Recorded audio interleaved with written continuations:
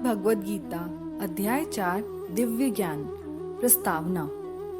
आत्मा, ईश्वर तथा इन दोनों से संबंधित दिव्य ज्ञान शुद्ध करने तथा मोक्ष प्रदान करने वाला है। ऐसा ज्ञान कर्म योग का फल है। भगवान गीता के प्राचीन इतिहास इस भौतिक जगत में अपने अवतरण की महत्ता तथा गुरु के पास जाने की आवश्यकता का उपदेश देते हैं। अध्याय 4 दिव्य ज्ञान।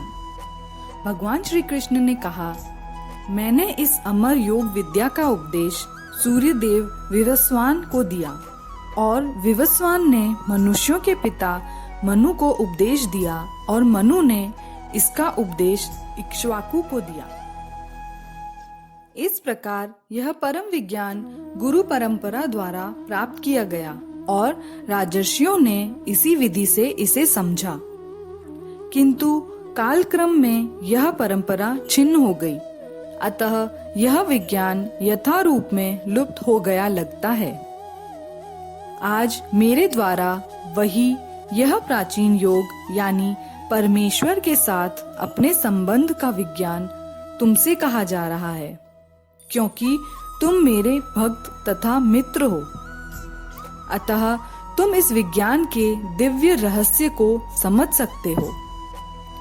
अर्जुन ने कहा, सूर्य देव विवस्वान आपसे पहले हो चुके हैं, तो फिर मैं कैसे समझूं कि प्रारंभ में भी आपने उन्हें इस विद्या का उपदेश दिया था।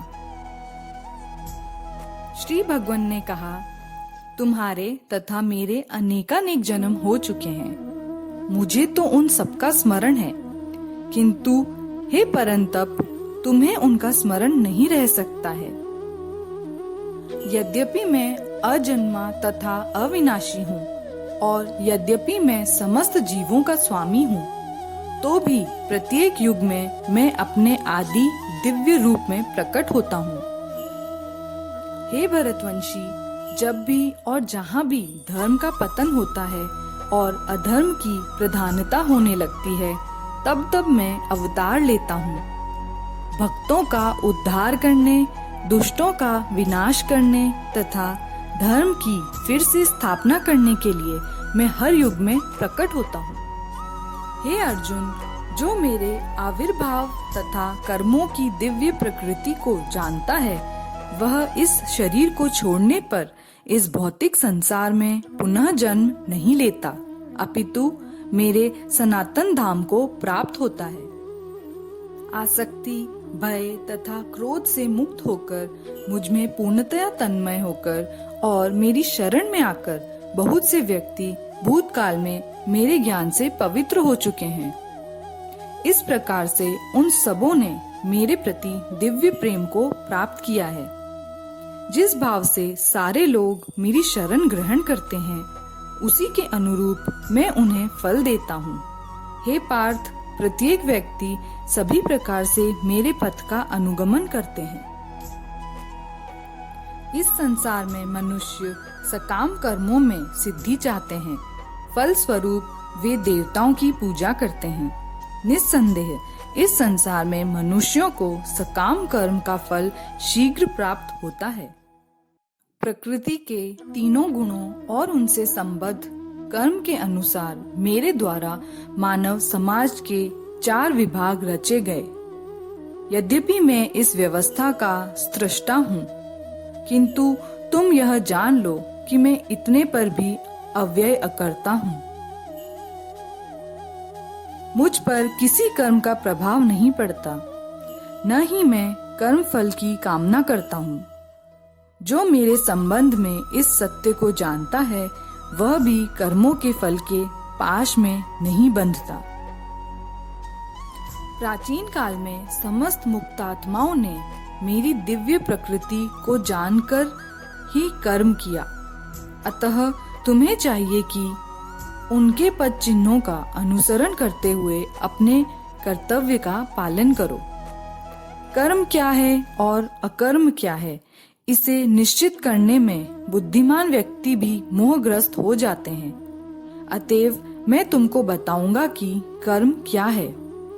जिसे जानकर तुम सारे अशुभ से मुक्त हो सकोगे। कर्म की बारीकियों को समझना अत्यंत कठिन है, अतः मनुष्य को चाहिए कि वह यह ठीक से जाने कि कर्म क्या है, विकर्म क्या है और अकर्म क्या है। जो मनुष्य कर्म में अकर्म और अकर्म में कर्म देखता है, वह सभी मनुष्यों में बुद्धिमान है और सब प्रकार के कर्मों में प्रवृत्त रहकर भी दिव्य स्थिति में रहता है। जिस व्यक्ति का प्रत्येक प्रयास इंद्रिय तृप्ति की कामना से रहित होता है, उसे पूर्ण ज्ञानी समझा जाता है। उसे ही साधु पुरुष ऐसा करता कहते हैं, जिसने पूर्ण ज्ञान की अग्नि से कर्म फलों को भस्मसात कर दिया है।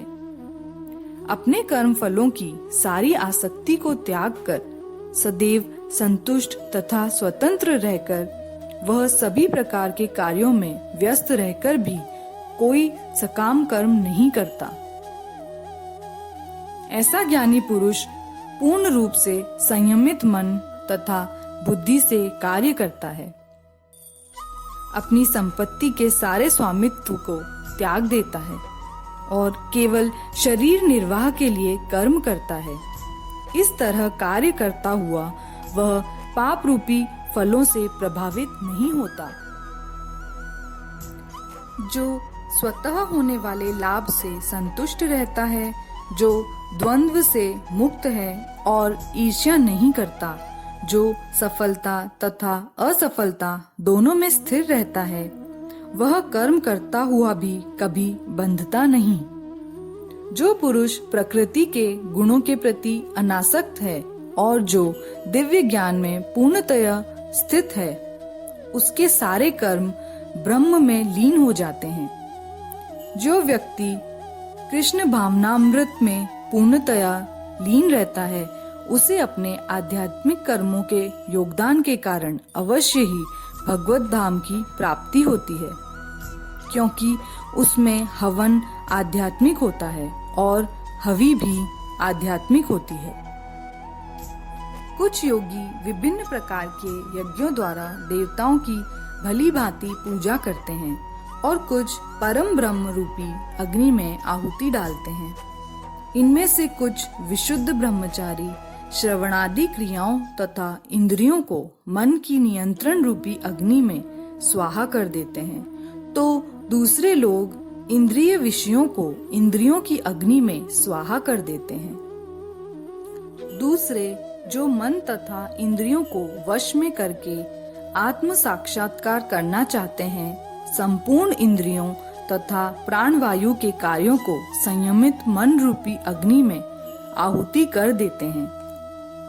कठोर व्रत अंगीकार करके कुछ लोग अपनी संपत्ति का त्याग करके, कुछ कठिन तपस्या द्वारा, कुछ अष्टांग योग पद्धति के अभ्यास द्वारा अथवा दिव्य ज्ञान में उन्नति करने के लिए वेदों के अध्ययन द्वारा प्रबुद्ध बनते हैं।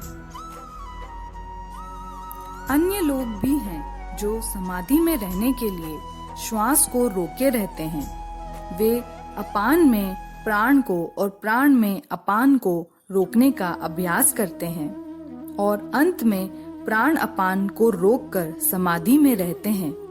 अन्य योगी कम भोजन करके प्राण में ही प्राण की आहुति देते हैं। ये सभी यज्ञ करने वाले यज्ञों का अर्थ जानने के कारण पाप कर्मों से मुक्त हो जाते हैं और यज्ञों के फल रूपी अमृत को चख कर परम दिव्य आकाश की ओर बढ़ने लगते हैं। हे कुरुश्रेष्ठ, जब यज्ञ के बिना मनुष्य इस लोक में या इस जीवन में ही सुखपूर्वक नहीं रह सकता, तो फिर अगले जन्म में कैसे रह सकेगा? ये विभिन्न प्रकार के यज्ञ वेद सम्मत हैं और ये सभी विभिन्न प्रकार के कर्मों से उत्पन्न हैं। इन्हें इस रूप में जानने पर तुम मुक्त हो जाओगे। हे परंतप, द्रव्य यज्ञ से ज्ञान यज्ञ श्रेष्ठ है। हे पार्थ, सारे कर्म यज्ञों का अवसान दिव्य ज्ञान में होता है। तुम गुरु के पास जाकर सत्य को जानने का प्रयास करो। उनसे विनीत होकर जिज्ञासा करो और उनकी सेवा करो। स्वरूप सिद्ध व्यक्ति तुम्हें ज्ञान प्रदान कर सकते हैं क्योंकि उन्होंने सत्य का दर्शन किया है। स्वरूप सिद्ध व्यक्ति से वास्तविक ज्ञान प्राप्त कर चुकने पर तुम पुनः कभी ऐसे मोह को प्राप्त नहीं होगे, क्योंकि इस ज्ञान के द्वारा तुम देख सकोगे कि सभी जीव परमात्मा के अंश स्वरूप हैं, अर्थात वे सब मेरे हैं। यदि तुम्हें समस्त पापियों में भी सर्वाधिक पापी समझा जाए तो भी तुम दिव्य ज्ञान रूपी नाव में स्थित होकर दुख सागर को पार करने में समर्थ होगे।